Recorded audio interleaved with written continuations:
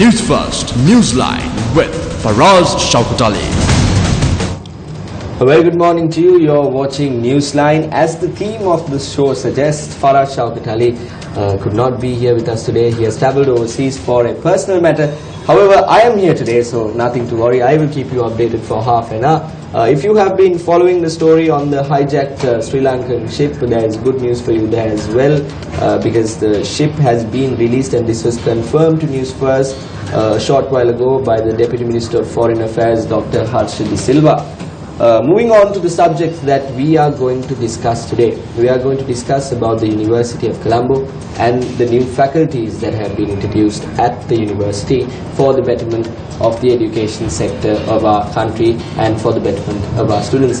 For this purpose, we have an eminent guest here in the studio this morning, Professor Devaka, Weerakoon, the Acting Dean of the Faculty of Nursing at the University of Colombo. Very good morning to you, sir. Good morning. At the outset, sir, let me ask you, what are these new developments that are taking place in the University of Colombo? Actually, we are in the process of establishing two faculties. One is Faculty of Technology, the other one is Faculty of Nursing. I must also point out that we are the oldest university in the country. Our roots go back to 1870, and University of Colombo itself has been established in 1978. And we had started off with 5 faculties, and then we added 2 more faculties by 1987. So 30 years since we've added the last faculty. This year we have the honor of adding 2 faculties, which is a fairly significant development from the point of view of the university. While congratulating all your work that you have been doing, the nursing faculty in particular, this is the only faculty for nursing in our country, am I right? It is, because the nursing education in this country started way back in 1939 with the establishment of the first nurse training school in Colombo. Subsequently 17 other schools have been established, but up until 1994 we have only been providing them a 3-year diploma education, whereas in other countries they have moved on to give bachelor's degrees to nurses. So in 1994, Open University started a program to offer BSc or bachelor's degree in nursing, and in 2005 5 state universities, Sri Jawatanapura, Peradeniya, Ruhuna, East University and Jaffna, established nursing departments within medical faculties or allied health faculties to offer BSc degrees in nursing. However, the number of students they can accommodate is about 200 plus, a very small community, and we have more than 30,000 nurses in this country. So that is not sufficient to cater to the broader nursing community. That is why the government has decided that we should have a faculty dedicated for training nurses. So that is how this faculty comes about. The Ministry of Health has requested from University of Colombo whether we would be interested in establishing it, and our Vice Chancellor has agreed to that, and this actually happened last year, so there was a long process involved, and this year in January 18 finally the government has issued a gazette formally recognizing establishment of the faculty. So now, Professor, you were in the steering committee of Yes. the establishment of this faculty of nursing. We are firstly focusing our attention on the faculty of Yes. nursing because obviously you are here. Now, what I want to ask you, Professor, is now, are there qualified lecturers in Sri Lanka to carry out faculty like this? The answer is yes and no, because in a nursing faculty there are in this faculty there are 3 main departments, because we teach them basic sciences that is necessary to understand the human being that they are going to treat, like the anatomy, physiology and how the system works. And we also have to teach them sociology, because they are dealing with people, so they have to understand how to deal with people, how to present sometimes devastating transmitting news to a person. Yes. So Their job is very their serious. job is a very serious job. So there is training in science, social science, and then of course in the nursing practice, fundamentals of nursing and the clinical aspect. How do they deal with different clinical situations? So when it comes to that, we have a dearth of people because we have not invested very well on nurse education in the tertiary level and postgraduate level. So at the moment we have fair number of people to start off with, but what we'll have to do during the next 5 or 10 years is to send sufficient number of people abroad or here, provide them the required training, postgraduate training, so that the faculty can function in a very efficient manner.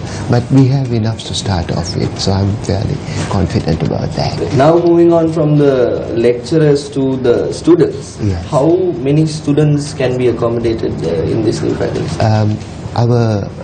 We have Initially only 100 because we are starting the faculty in the existing nurse training school at Sri Lanka Hospital, which can accommodate up to about 300 students. But the Ministry of Health is going to build a 14-story building right at the Sri Lanka premises, which will be the future building of the faculty.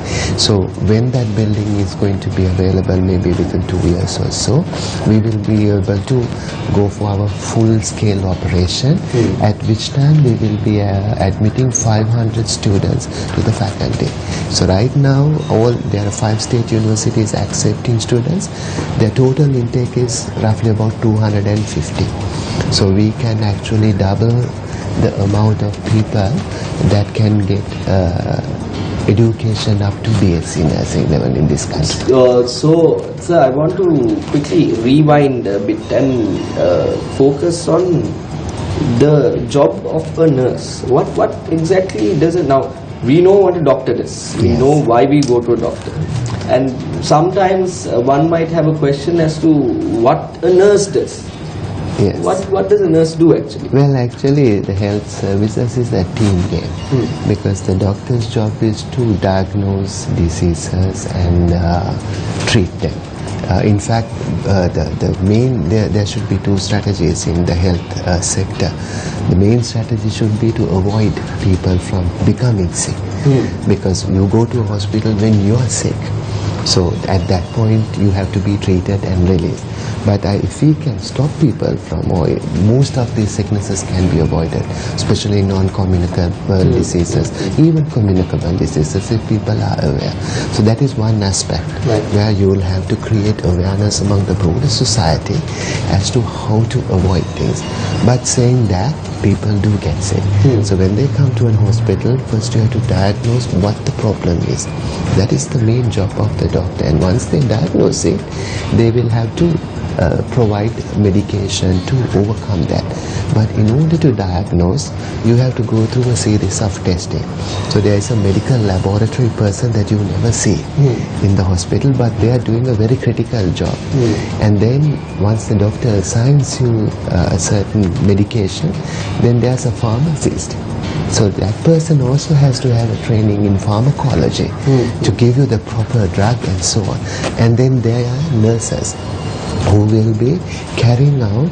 So once the doctor prescribes the medication, the nurse's job is to administer it, monitor it, how the patient responds to it, and report back to the doctor. So only if this whole team works together, we can think of a very effective health service. So nurse has a critical role to play in that process of getting the patient cured. So the doctor identifies the disease and administers, decides what kind of treatment procedure is required. But nurse plays a critical role in carrying out that to the end so that the patient can be cured. Now, sir, we know that undoubtedly we cannot question the amount of work the University of Colombo has done to the education sector of our country and how it has put out very valuable people to the society and their service to the society. We are not questioning that. But from a student's point of view, does this mean that the education sector or the health sector is being improved from the student point of view, because they are given a new opportunity, they are given a new nursing faculty, but what confidence will the student have to come in? What do the government or the health sector have to offer for the student? Well, at the end of the day, everybody is looking for a job. Yes. So, exactly what I'm asking. so basically, we have discussed with the health ministry that now the current situation is the nurses are recruited by the Ministry of Health, and they have been paid a salary during the time that they are being trained. So they have to undergo 3 years of training in a nurse training school, at the end of which, if they successfully complete the diploma, they will be absorbed into the national service. So we have negotiated with the Ministry of Health that the students that graduate from the faculty will have the same opportunities to go and work in the national health sector. But also nursing is a profession where there's huge demand outside, and especially with a 4-year degree, there will be a huge demand for these people outside of Sri Lanka. So they might be able to secure employment here as well as outside, and for this particular purpose we want to offer this degree in par with international standards. So the degree is offered in English medium, so that only in English medium, and we have built-in number of modules. So I mean, a lot of these students who will be coming have not had a English background, so we want to ensure that upfront they've been provided the necessary English training so that they can follow the course successfully and complete it. So we have added a number of modules in English to support the student, but we have made a policy decision. It will only be offered in English medium. Yes. So, sir, the students who are being enrolled as the first batch, who are they going to be? They are the people who finished their levels last year? Yes. We actually there are 2 schemes of recruitment for this faculty. It's not like most of the other faculties where the students come from advanced level, because we already have a serving community of nurses. So we not only want to serve the future students, we would also like to open this up for the people who are already serving, because they have only one way to get a BSc degree, that is to go to Open University at the moment. So what we are trying to do is we take 70% of the students from those people who sit for advanced level in the biological sciences stream on a EZ score. The University Grants Commission will recruit them and send to us. We are also taking 30% of the intake, that is roughly about 150 students from the serving nurses. So we are developing a set of criteria as to how we select them. There will be an exam, an interview, and certain age limits and so on. But based on that, the serving nurses can apply. We will advertise, and we will take 150 nurses every year. So they can come and within 2 years get a BSc nursing degree. Now, sir, with all that you're telling me, I have a little problem that is popping up in my head. Now, for example, if you take all these students who are going to come out, let's take the first batch for an example. As you said, they have a higher demand outside the country as well. What is going to stop them from going? So, because from what we know at the moment, the health sector is not a very lucrative, except for the doctors. If you take the nurses, for example, they are not earning that well. If they always have a protest or this, you know what's happening in the health sector better than me. So, what is going to stop them from going abroad? Actually, there's nothing stopping them, because one thing, this country is a unique country where we offer free education to people up to university level, but we don't impose any bonds or any restrictions on them. If you take my batch, 80% of people in my batch have gone abroad. They are serving either USA or Australia or some other country, having learned using the public funds. Yes. So I think there are 2 issues here. One is that those who benefit from free education should make it a point to give something back to the nation, because the nation has invested on them. Having said that, it doesn't happen all the time. So we have to create conditions in the health sector which will make it lucrative enough for them to stay here. Or we can have a system where people go abroad for a few years and come back. So I don't think we can impose conditions on them, because it is a basic right that they are being given to have education. But it's up to them. So I think when we teach in a university, we not only teach them the subject, we have to teach them or give them also value systems, ethics, so that we build in them or we inculcate to them these ideas, so to be proud about the nation and come and work for the nation. So those are also things that we have to work on. These are our challenges. I don't think it's going to be easy, but it is a challenge, and like I said, we don't want to produce students to serve other nations. We want to produce students to serve Sri Lankan citizens, because they are paying for their education. Now, like you said, sir, now 80% of your batchmates have also gone out of the country. You have been in the system for almost 30 years. Yes. In the University of Colombo itself. Now you are the acting dean of the nursing faculty. Sir, now I want to draw your attention to the bigger problem that is here. The education sector or the education field in our country has a problem, because we have this issue of privatizing the education of the health or private medical schools, for this example, and we have a lot of things going on in that area as well. I'm not going to drag you to that subject, but what is your view on education or medical health being privatized or being available in the private market as well?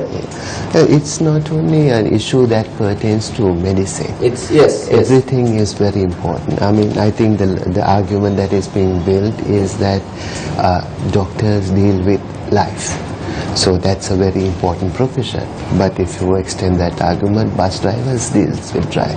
If they don't drive properly, 50 people can die on the road. So every job is important. So I think the issue that we have to deal with is not private medical education. It's the private education per se, because it is a process that you can't stop. You take any Sunday newspaper, you have an entire section on education, private education. So the question is whether we should privatize education or whether we should prevent commercialization of the education. Because education, to me, is not a commodity that you can sell out in the free market, because we are driven by a market economy. So if education becomes a commodity, then there is a problem. But private education doesn't mean that it is going to be a commercial thing, because there are lots of private universities elsewhere who are not-for-profit organizations, and they do huge service to the education sector. So I don't have a problem with private education, but I think private education needs to be regulated. There has to be proper standards, and somebody should be looking after it. Now, having said that, one of the bigger criticism we get against that idea is nothing works in this country. You can put all the regulation, but it never is implemented. Yes. But if we go on that line, what we are basically accepting that we are a bunch of losers, that we can do something, we can have rules that we cannot impose. I mean, if that is the situation, then we have to give up hope. We always live in hope. So we have to believe that these regulations should be implemented and we have a proper system. Otherwise, we have no future. Interesting point that you brought there. So now, let's take for an example the Sri Lankan students who come out of the schools with their advanced level qualification, and they travel overseas for their education. Let's take the health sector at this example. They qualify themselves to a certain extent, and they come back here because maybe love for the country. We can lay out a number of reasons. But they come here again and they have to sit for a separate exam here once again to practice their medicine here. Now this system has been being practiced in the country, and there was no issue up until these private medical colleges came about. Is that practice also a commercial act, or according to you, how do you see this? You mean having to sit for an exam when you... No, children going abroad, getting their education and coming back and sitting for an exam here. How do you see that purpose? Is that okay, or... Yeah, I mean, people have the right to education. If you can afford it, you can go abroad and do it. And if you come back, I mean, we have a situation where people getting free education and running away. So if they're coming back, that is good, because they have paid for their education. But this having to sit for an exam, it's a global standard, because medicine has to have certain level of proficiency. Whatever country you go to, you have to sit for exam to prove that you are fit enough to be practicing as a doctor. Because even though I said in the early example that everybody deals with life, doctors regularly deal with life. I mean, if they make a mistake, it can be very costly. So I think there's nothing wrong in having a student who comes back after completing an MBBS to sit for an exam before you place them. Yeah. That is understood. So now, if you take a look at an example from our neighboring country, India, there are a lot of private medical schools, and they have a lot of issues there as well. There are issues of the quality of education, the standard, the practicality, and the amount of lecturers, so on and so forth. But in Sri Lanka, if you leave aside the health sector for a moment, there are a lot of private schools that provide various subjects of education, and they have been functioning quite well. They have been performing well. Shouldn't there be a chance for the health sector as well to do this privatization? Well, we don't know whether they have been doing well, because nobody has monitored what is going on. What is the quality standards of people who are coming out. We assume they are doing well. Yeah. So I based think on the profits and losses. yes, and we have not evaluated the quality of the students they produce, or the quality of the staff they are employing. So basically what I'm again coming back to is there needs to be a regulation, whether it's medical or management or engineering, whatever. There has to be a certain set of regulations that govern private education, because otherwise it can lead to social issues later on. Maybe they are not probably performing their duties to the proper levels, and therefore people will not get what they should be getting, and it can become a problem. So there's nothing wrong in most systems are regulated. So I think that is something we have to be thinking about, and we must also should be very professional about it.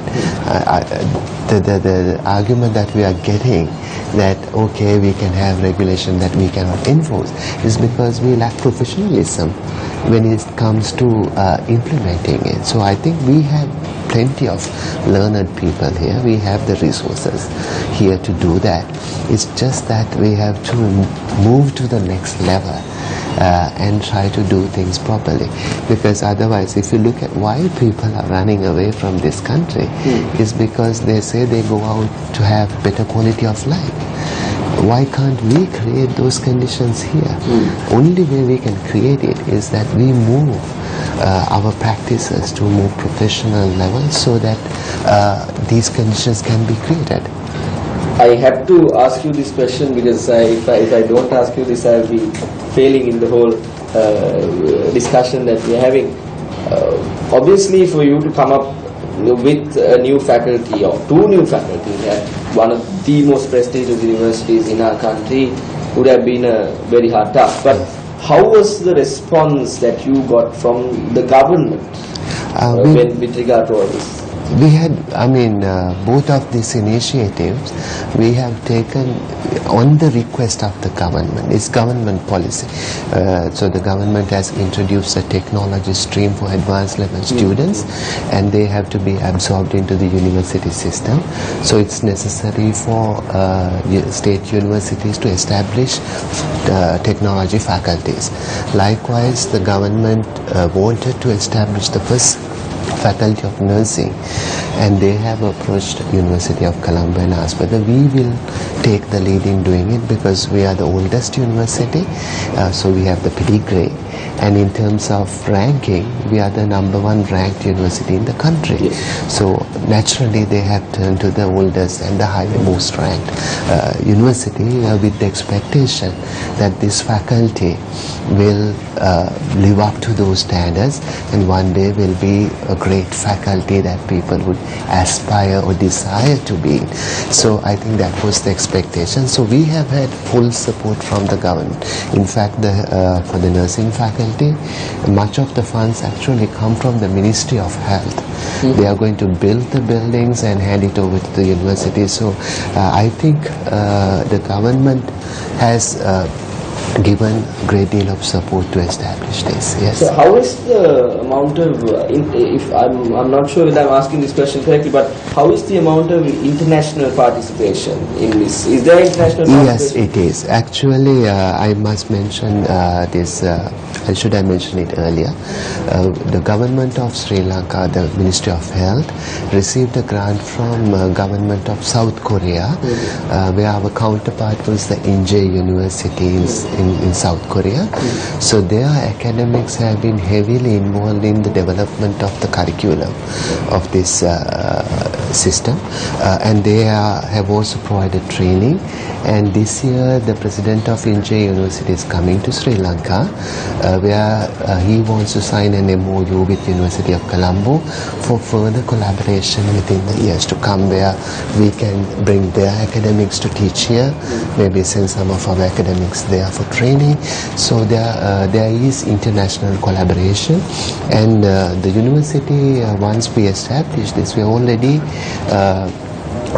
having discussions with number of universities in UK, in Finland, about how to collaborate, because a venture like this have to have international links, one for accreditation, and also we can have infusion of new knowledge through that system. So we will be constantly looking towards forging international collaborations in the years to come. We're just starting this year, but we have huge hopes as to where we want to go with your start this year, sir, because we are going to come to the end of the program shortly. With your start that you have taken, what do you think are the immediate challenges that you face? Our immediate challenge will be the staffing issue, because to find sufficient number of qualified staff upfront is going to be a bit of a challenge. So how do you plan on doing this? Because at the moment we have going to be 3 departments. One is on sciences and social sciences, where I don't see any difficulty because we have plenty of qualified people inside and outside who might come. But the big issue will be on fundamental nursing and clinical nursing. But at the moment we have up to MSc qualified people, fair number here, but eventually we'll have to send them abroad to do their PhDs. So what we will have to do is to maybe find a system to train them slowly. Already we are looking for a grant. We are negotiating with the Korean government to get South Korean government to get another grant which will help us to train the staff up to the level that is required. That is being done by the University of Colombo and not by the this discussion. This is, yes, so it's a very long drawn process, very competitive. I'm not sure whether we'll get it, but we are going full blast, because that would be the easiest way, because we already have a link with South Korea. So we can capitalize on that and continue the training component. And they themselves are very keen on starting it. So that's why we looked for this KOICA grant. If we get that, I think part of our challenge is over. Through that grant, we can start training the academic staff up to PhD level, starting more time in Korea. But what I'm thinking is eventually that training should shift to Sri Lanka, so we can stand on our own feet and provide the PhDs to our nurses. So that is our long-term vision. Thank you very much, Professor Weerakoon, for being here with us at the studios for our Newsline program. We congratulate you on your start of the two new faculties at the University of Colombo, and we hope that success comes your way and you have a good future, and your hopes and aspirations for the betterment of the health sector works out really well. On behalf of Newsfirst, once again, thank you for coming here. We will join you once again on Monday as well with an interesting guest. So until then, take care. Have a good day.